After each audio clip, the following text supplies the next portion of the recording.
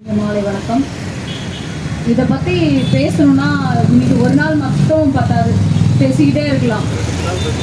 ஆமாம், ஆனால் இதை பேசுறதை விட செயல்பாடுகளை நம்ம காமிக்கணும்னு நான் விரும்புகிறேன். அது இன்னும் எவ்வளோ தீவிரமாக இருந்தாலும் பரவாயில்ல. போராட்டம்லாம் சாத்வீகமாக நடத்தாமல் இன்னும் கொஞ்சம் அராஜகமாக கூட நடத்தலாம். என்ன கேட்டால் அந்த சட்டங்கள் வேணாம்னு சொல்லிட்டு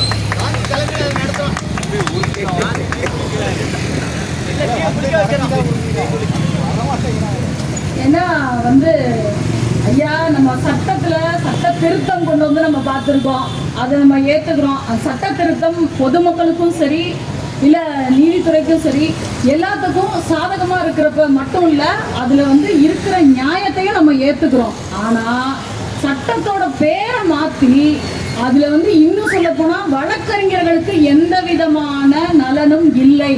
இது வரைக்கும் எத்தனை ஆஃபீஸில் எவ்வளோ புக்ஸ் இந்த ஐபிசி சிஆர்பிசி எவிடன்ஸ் ஆக்டை வச்சு வாங்கி வச்சுருப்போம், எவ்வளோ சைட்டேஷன் எடுத்து வச்சுருப்போம், எவ்வளோ படித்து வச்சுருப்போம். நாங்கள்லாம் எக்ஸாமுக்கு படித்து செக்ஷன்லாம் அப்படியே மைண்டில் பதிஞ்சிருச்சு.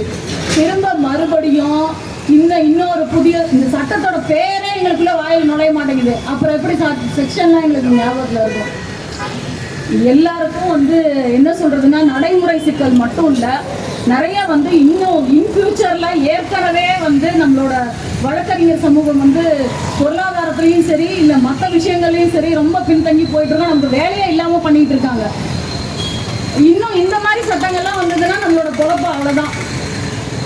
ஏன்னா இனிமேட்டு இந்த சட்டங்கள்லாம் வர்ற இளம் வழக்கறிஞர் அதாவது படிச்சுட்டு வர்றவங்க புதுசாக சட்டங்களை படிச்சுட்டு வந்துடுவாங்க. நம்மலாம் இவ்வளோ எக்ஸ்பீரியன்ஸ் வச்சுருப்போம், இவ்வளோ இதெல்லாம் எப்படி செயல்படுத்த போகிறோன்னு எனக்கு தெரியல. அதனால் இந்த சட்டம் வராமல் இருக்கிறது தான் நல்லது.